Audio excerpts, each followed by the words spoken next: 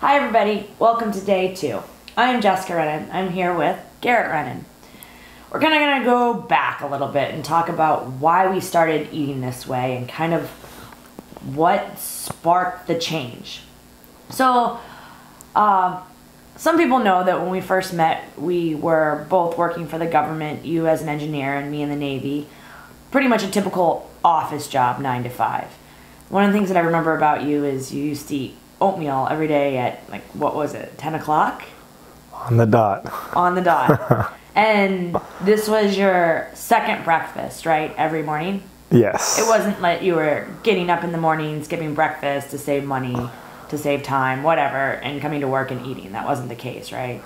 No, I was having 2 to 3 bowls of this crazy expensive granola that I got from Costco. And so that, along with a bunch of milk, I was really spiking my blood sugar first thing in the morning. And then come 10 o'clock, I was starving and I had to have my oatmeal or I was absolutely miserable. So let's go back. During this time that you were doing this cereal in the morning, granola, and then you would result to oatmeal later, were you doing like a fitness regimen like you are now, or were you just a sedentary worker, or how was your lifestyle, aside from food, different or the same? Yeah, so at that point I was just kind of getting into fitness. I was really starting to do triathlons and really starting to take my fitness to the next level. And so all my health knowledge was coming basically from the mainstream. Whatever the trainers on The Biggest Loser said, that's what I was doing. But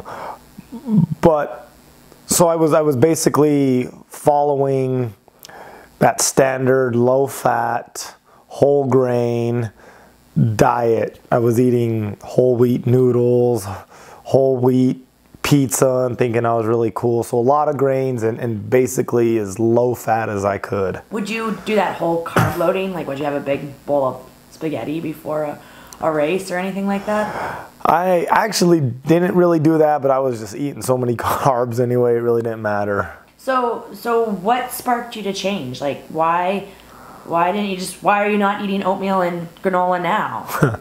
Well, believe it or not, it was a suggestion from you. Oh, that's right.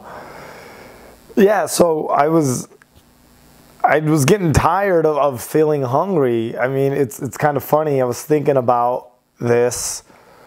I would get so hungry that I would literally get nauseous. And to the point where I was like, how crazy is this? Like, I'm going to throw up from being so hungry. Like, is that even possible? So that was kind of the tipping point for me. That would happen quite a bit. And so I got tired of being a slave to the food, so I was kind of desperate to do anything. And then I think you would just kind of say, well, why don't you eat some bacon and eggs? And I did it thinking I was making a huge fitness sin. Mm-hmm. But I decided to do it because, like I said, I was sick and tired of being nauseous from being hungry. And I did it, and no joke, this may be one of the biggest life-changing things ever. And it sounds super cheesy with the most generic meal ever, eggs and bacon, but this literally changed my life. And I may not even be here if it wasn't for that, as far as, owning a gym and all that. Because, well, so what happened was right away I noticed that 10 o'clock came and went. And this might have even happened on day 1 when I did this. 10 o'clock came and went, and I didn't even think about oatmeal. And then I went to go work out at lunch, which I always did, and worked out all through lunch, then came back and ate my lunch. And so I realized I used to eat breakfast right around 6:30 a.m., and then I'd have my oatmeal about 3 to 4 hours later, right around 10 o'clock. Then just that one simple thing of eating eggs and bacon at 6:30 in the morning, and then I didn't eat lunch till 1 o'clock. So I just gained a bunch more hours, and I had a lot more mental clarity. I vividly remember just being more alert, not sleepy, and it's one of those things where it was such a dramatic change that's what sparked me to start really digging deep, really going down that fitness rabbit hole, saying, there's more here than what Julian Michaels tells you. So for you, it kind of started a little different than maybe some of our viewers and listeners are doing it. You tried something and then went back and said, hey, why is my body responding this way? Why am I not as dependent on food? Why am I not emotionally tied? Why am I not angry, happy, sad because of where my meals are coming from? That was secondary. That's kind of where you started, like you said, going down that rabbit hole. And what did you learn when you started doing the research? Well, I mean, the big thing was I came across, at that time, the primal diet. Now these words are kind of primal, paleo.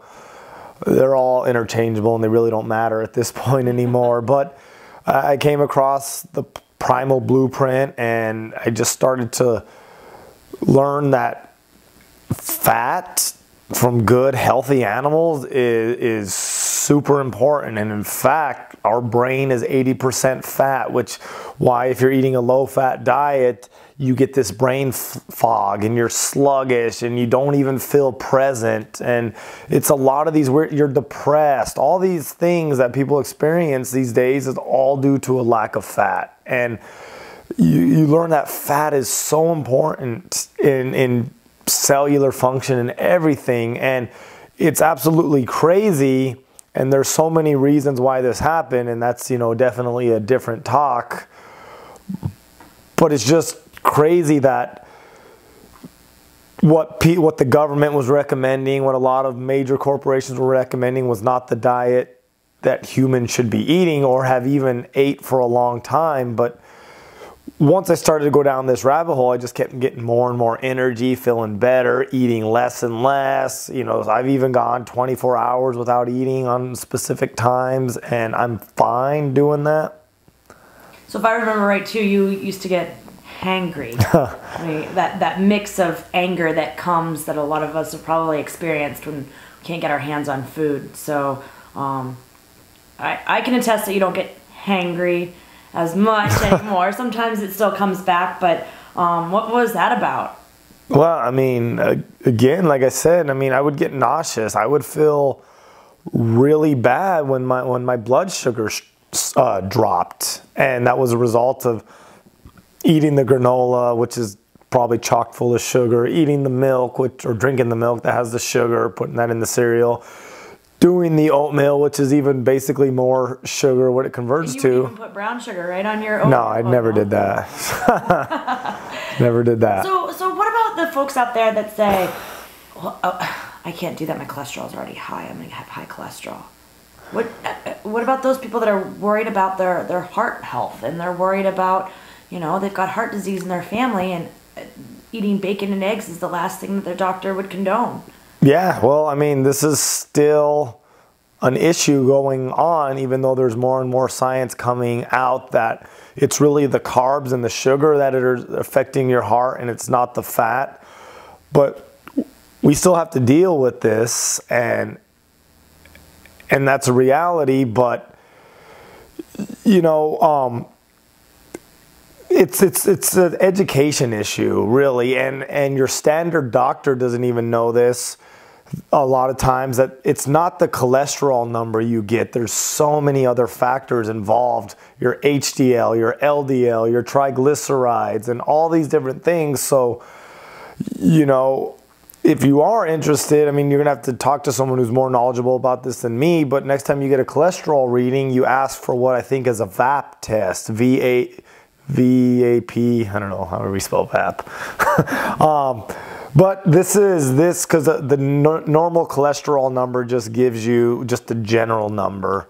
And the VAP starts to measure your triglycerides, your LDL, your HDL, because there's good cholesterol, there's bad cholesterol, there's all these things, and that knowledge can be a lot more powerful. And so there's many ways to get to the number that the initial cholesterol reading gives you. So basically what you're saying is don't get too caught up on the number, and there's more research that needs to be done. So, even a simple Google search, what's cholesterol? Will fat make my cholesterol go up? You can start to kind of go down that rabbit hole yourself and make those decisions for yourself. Educate yourself and find out what research is out there. And that's what ultimately we always encourage you to do. Yeah, well, if you are interested in learning more about this, I recommend the book Good Calories, Bad Calories. It's a little bit of a textbook, kind of, very sciencey, but it'll definitely explain a lot of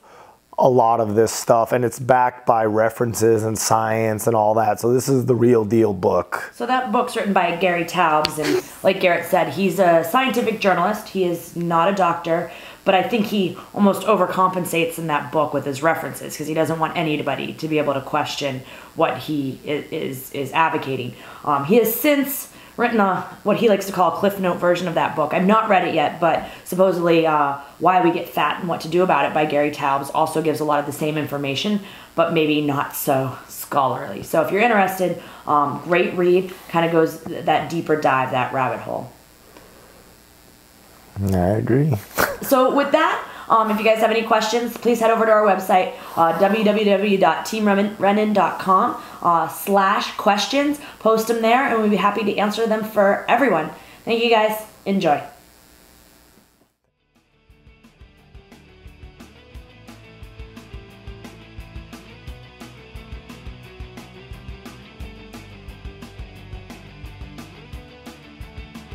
On today's menu, eggs, bacon, and hash browns. We start by slow cooking our bacon. This is so we don't oxidize the fat. Next, we peel those potatoes. A lot of people wonder why we peel them. This is because the natural defenses of the potatoes are next to the skin. By getting rid of the skin, you get rid of these anti-nutrients. Next, to prepare the potato, go ahead and spiralize it. We love our spiralizer. You can get them for about $50 on Amazon, and they are worth every single penny. Keep checking on that bacon. Remember, really low heat. We don't want that fat to oxidize. As for those hash browns, load up that pan with a lot of butter. It'll make them taste good, and it makes cleanup a lot easier. How's your bacon doing? Remember, low heat. So if you met Garrett, he talks about how many eggs he can eat. Tonight, we got 8 of them. I think that works out to 5 for him and 3 for me. So we mix our seasoning, salt and pepper right into our scramble, and then pour it right into that pan with all of that bacon grease. This makes it easy. Easy cleanup, tastes good, easy cooking. And there you have it. Super simple. Breakfast, lunch, dinner, eggs, bacon, and hash browns.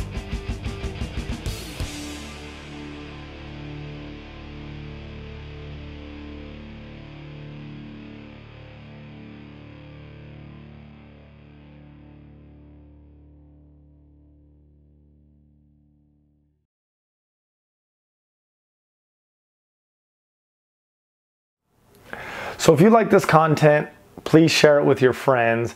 And of course, we are always open to feedback and/or any questions. So thank you. And once again, good luck on this 21-day journey.